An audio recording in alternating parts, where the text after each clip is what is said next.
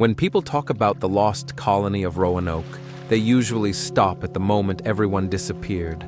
The empty houses, the abandoned settlement, the unanswered questions. That moment feels like an ending, but silence doesn't end a story. It lingers, it settles, and sometimes it becomes easier to accept than the truth behind it. So sit for a moment with a cup of coffee and listen, not to what was lost, but to what was quietly left unresolved. After the settlement was found empty, there was an expectation that something would follow. A search, an investigation, an urgency to recover what had been left behind. That expectation feels natural to us now. But in Roanoke's case, it never fully happened. England did not launch a massive rescue mission. There was no sustained effort to trace every possibility. The silence that followed was not only mysterious, it was administrative. The colony had failed. Resources had been spent. Attention had shifted elsewhere. And slowly Roanoke stopped being a priority.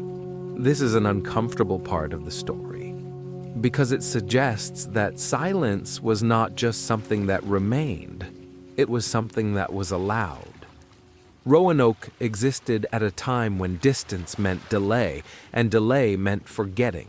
Communication moved slowly, records were incomplete, lives were often reduced to numbers and cargo lists. When no one answered back, the absence itself became the conclusion. The settlement was empty, and that for many was enough. The word left behind, Croatoan, is often treated as the heart of the mystery, as if it were a key waiting to be decoded.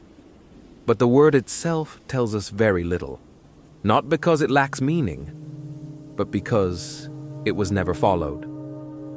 If Croatoan was a direction, no one truly pursued it.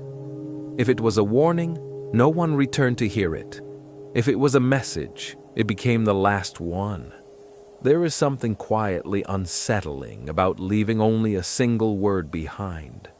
Not a letter, not a record, not an explanation, just enough to suggest intention, and just enough to allow distance. One of the most avoided possibilities in the Roanoke story is also one of the least dramatic, that the colonists did not vanish suddenly, that they did not die all at once, that instead they were absorbed, blending into existing communities, adapting, changing, losing names, language, and identity over time. Not erased, but diluted.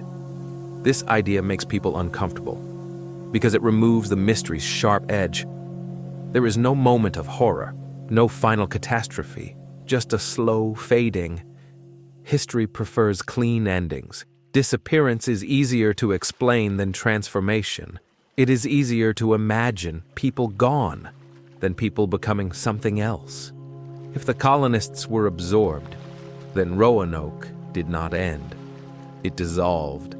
And dissolved stories leave very little behind. Time did the rest. Records were never written. Stories were never preserved. Evidence was overwritten by years, weather, and movement. What might have been known was never secured. This is where modern expectations fail us. We expect closure. We expect documentation. We expect answers to survive. But Roanoke existed in a world where survival itself was uncertain, and memory was fragile. Some mysteries are not unsolved. They are unrecoverable. Roanoke remains because it sits in that space, between what happened and what was remembered, between loss and responsibility. We project meaning onto the silence because silence gives us room to imagine. We fill the gaps with theories, stories, and speculation, not because they are accurate, but because emptiness demands something in return. Roanoke matters not because it disappeared, but because no one came back to finish the story. Part 2 does not resolve what Part 1 began.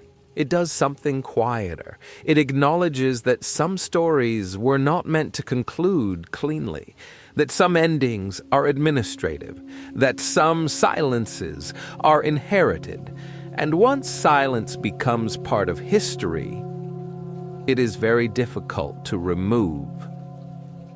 This has been Night Archive. Thank you for sitting with the quiet.